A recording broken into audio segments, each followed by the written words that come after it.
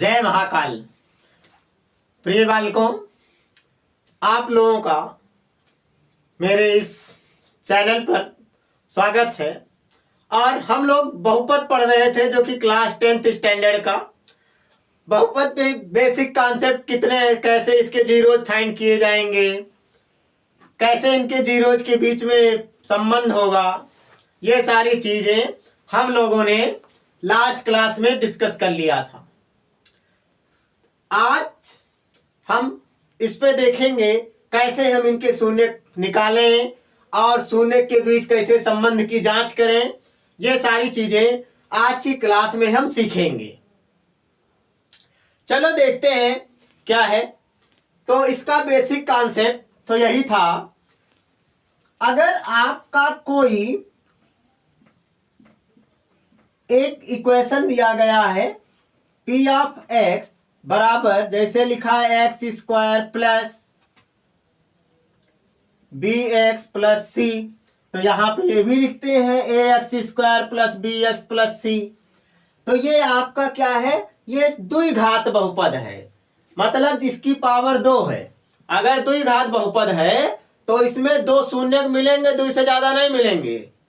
और दो शून्यक मिलेंगे तो दोनों शून्यकों का योग क्या होगा, शून्यकों का योग, शून्यकों का योग अल्फा प्लस बीटा बराबर माइनस बी अपान ए हो जाएगा। शून्यकों का योग alpha plus beta equal to minus b upon a होगा।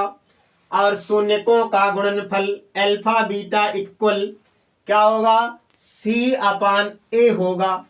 अब b क्या है, b आपका माइनस b क्या लिखा गया है, x के बगल में लिखा है, तो इसका मतलब x का गुणांक है माइनस x का गुणांक बटे, और यहां पर a जो है ये x स्क्वायर का गुणांक है, तो ये आपका x स्क्वायर का गुणांक हो जाएगा। ऐसे इसको अगर हम गुणांकों के टर्म में लिखें तब c अपान ए लिखा है। c क्या है, अचर पद है, आप यहां लिखेंगे अचर पद बटा में एक्स स्क्वायर का गुणांक, गुणांक को बोलते हैं कोफिशिएंट, समझिए ना, गुणांक को क्या बोलेंगे, कोफिशिएंट। तो ये तो आपको कैसे इनके बीच में संबंध निकालना है ये काम करेगा, लेकिन पहले इसको तो हम जाने कि इसमें शून्य है क्या, तबे संबंध निकालोगे। जब शून्य का ही नहीं पता तो कौन संबंध निकालोगे। तब पहले चलो शून्य निकालते हैं। चलो भाई देखो, शून्य निकालने के लिए आप पहले लिख लेंगे एक्स स्क्वायर प्लस का 7x प्लस 10। अब क्या करना है, ये 10 और इसके बगल में जो लिखा हो, यहां तो कुछ लिखा है नहीं, यहाँ 1 लिखा है, तो 10 को 1 से गुणा करोगे तो 10 आएगा ना।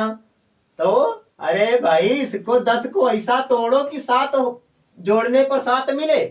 तो 10 का एक फैक्टर होता है 2 और 5, अगर 2 और 5 जोड़ोगे तो 7 आएगा, मतलब एक 5 मिल गया, एक 2। तो बड़ा वाला जो फैक्टर है इसको पहले लिखेंगे। ठीक, चलो देखते हैं। एक्स स्क्वायर प्लस बड़ा वाला 5 आया था ना, तो यहाँ पर 5, उसके बाद ये वाला चिन्ह लिख लो प्लस दूसरा छोटा वाला, ब्रैकेट बंद कर दो, बगल में x लिख लो और प्लस का 10। अब आप इसका ब्रैकेट ओपन कर लें, और ब्रैकेट जब ओपन करेंगे तो क्या मिलेगा, एक्स स्क्वायर प्लस का 5x और प्लस का 2x प्लस 10। अब क्या करोगे, जोड़ा बनाओगे ना। हाँ, अब जोड़ा बना लो। जब जोड़ा बना लिए तो इसमें x आ गया और ब्रैकेट में बच गया x प्लस 5। यहाँ दोनों में कॉमन कुछ दिख रहा है। अरे भाई 10 को अगर 2 गुणे 5 लिखो, 2 कॉमन आएगा ना, तो 2 लिख लो बाहर, आ जाएगा x प्लस 5। अगर इस ब्रैकेट में और इस ब्रैकेट में एक ही चीज आई हो तब तो मान लो सही है, और शायद इसमें और इसमें अलग अलग आ गई ना, तो सही वही नहीं है, आप गलत कर रहे हो। तो आप इसको एक ब्रैकेट में लिख ले x प्लस 5 और दूसरे ब्रैकेट में x प्लस 2। अब देखो, अब तुमको मिल गया भाई, इसका फैक्टर आपने कर लिया, जब इसका गुणनखंड किए तो ये मिला। अब क्या करें, x प्लस 5 बराबर 0, तो x बराबर -5, और ये एक शून्य को मिला। दूसरे शून्य के लिए क्या करेंगे, x प्लस 2 बराबर 0 करेंगे, तो x प्लस 2 बराबर 0, तो इधर ये प्लस में है ना, इधर ही जाएगा माइनस, तो x बराबर -2।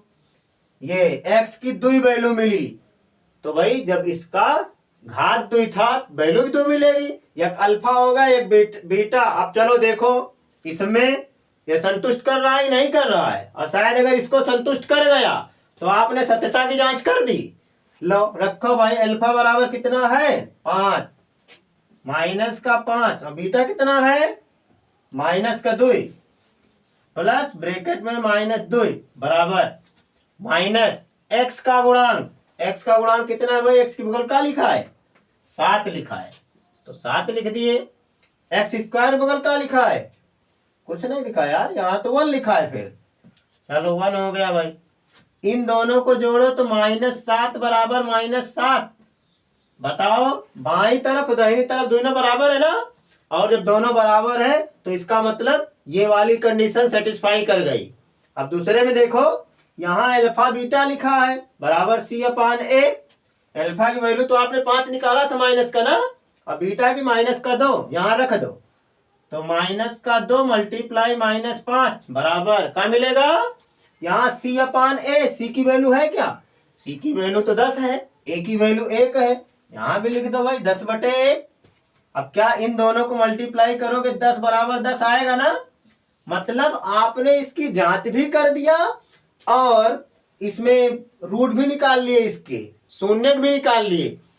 इस टाइप के क्वेश्चन में आपने कितनी चीजें सीखा। पहली बात तो शून्य निकालना सीखा, कैसे शून्य निकालेंगे, और दूसरा आपने ये सीखा शून्यकों के बीच संबंध कैसे स्थापित करेंगे।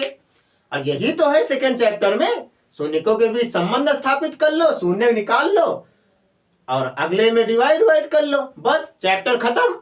तो इस क्वेश्चन को आप लोग लगाएं इसी पैटर्न पे, बाकी क्वेश्चन आप आसानी से लगा सकते हैं, उसके लिए ट्राई करें।